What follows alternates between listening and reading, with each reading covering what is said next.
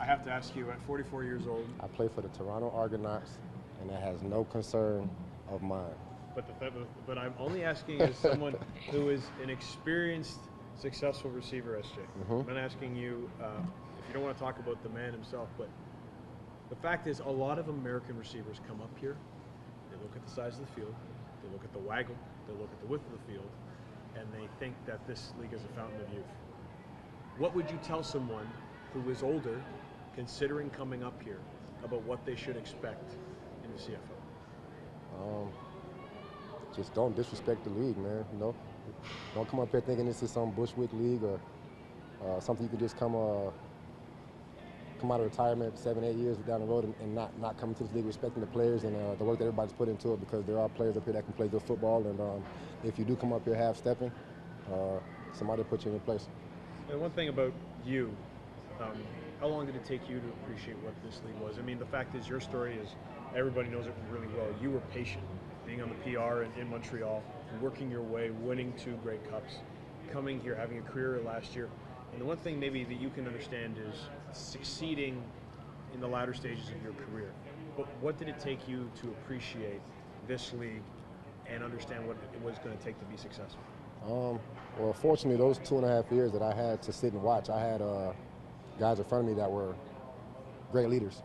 Jamel Richardson, Ben Calhoun, Kerry Watkins, Elijah Thurman, Avon Coburn. You know, those guys showed me the way. They did a lot of good, and they did some bad, and the bad was something that I took from it and did the opposite to make it all good. And I was just able to watch them and learn and do what they didn't, and do what they did that was good, and do what they didn't do that was bad. And that's kind of what helped me get through it. As far as appreciating this league, I appreciate this league from day one.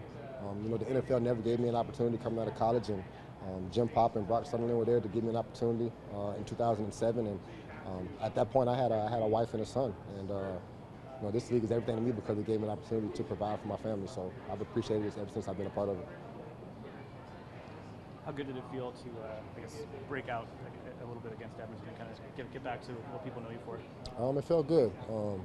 It felt real good. You know, it would have felt better if we would have got the win, obviously, but it felt good to get on a consistent basis of catching balls consistently throughout the course of a game and making some big plays and keeping the chains moving, and hopefully we can put it all together and get a W out of it. Was it hard to go through those first few games where, you know, the production wasn't there? I think the looks weren't there like they had been in the past.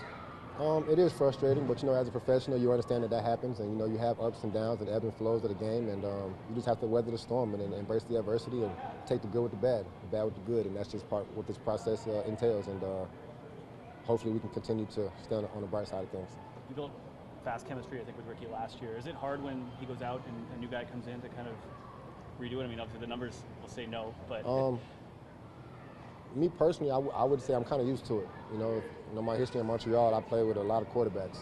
You know, when Calvillo left, I think I played with between 8 and 12 quarterbacks. I don't know exactly, but a lot of different guys came in the rotation, and we just had to learn to adapt. And you just get used to, you know, doing your job and being accountable for your teammates and to your teammates, and being the best player that I can be. Just being in a place that they expect me to be and make the plays they expect me to make it as easy as I can. Do you feel the chemistry coming now? Oh yeah, definitely, man. I feel like you know, we're starting to develop chemistry. We're starting to make plays and throws in practice and catches in practice that we haven't been able to do the last 2 weeks. So it's coming together. You know, this entire thing is a process. It's an 18-game season, and we only play 4. So lots of time to continue to improve, and I'm excited about the progress that we've already made.